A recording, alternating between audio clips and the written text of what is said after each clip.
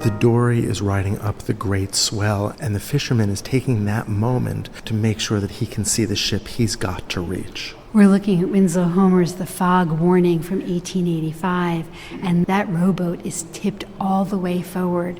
That swell that the boat is riding on is high, and he's about to go back down. He's looking back to the ship that he needs to get back to, and as he looks in that direction, he sees the fog rolling in. Any second, that ship may be lost in that fog, and he'll be out on the open ocean alone. This is a painting where we see the protagonist, this fisherman, assessing his situation, and we assess it along with him. Except we don't see his face. Very much like in The Lifeline, Homer doesn't show us the face of the figure. We can't exactly read their emotion, but wonderfully that leaves it open for us to think about what he's thinking about. You know, he's had a long and successful day. There are at least 2 large halibut in the boat with him, and he wants to bring them back. He's off the coast of Newfoundland in the open ocean at the Outer Banks. This is still an important fishing ground, but it is very far out to sea, and if he doesn't make it back to that ship, he's lost. In his boat is his livelihood. He needs to make it safely back to that boat, and he needs to make it with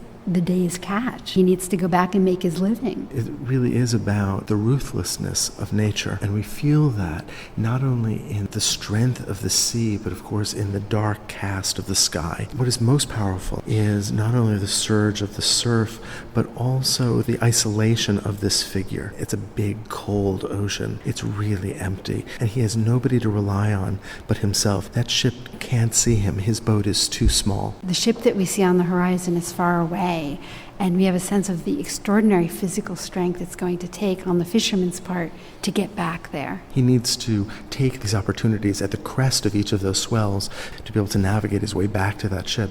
But here he's assessing not only direction, but he's also assessing the time that it will take and the darkness that's going to fall. So like Homer's painting of the Lifeline, we have this moment of danger, this moment when we don't know what's going to happen, this moment when human beings try to overcome the dangers that nature has put them in. And like in The Lifeline, Homer is using a variety of brushstrokes to give us a sense of the water and the spray of the sea. We have broad, whitish blue strokes of paint in the foreground that we can see through to the dark water underneath, so we really have a sense of the depths of the sea. That's the foam. You can see it's such an effective representation of the foam that's left over in the wake of the dory. You know what really strikes me is there's this beautiful pale sunset. And if this was a painting that was made on land as just an expression of a beautiful aesthetic experience, but here it's a harbinger of darkness, and it really has become menacing. It's so interesting the way that Homer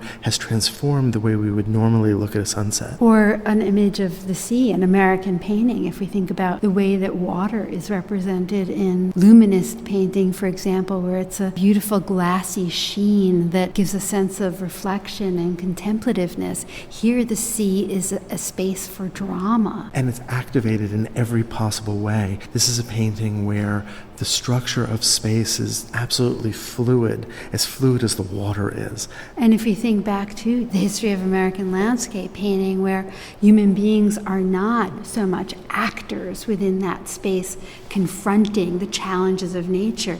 Nature is grandiose and sublime, for example, in the paintings of Albert Bierstadt or Frederick Church. But here, it's not the landscape itself that's sublime, that contains force and power. It's the confrontation, it's the relationship between man and nature.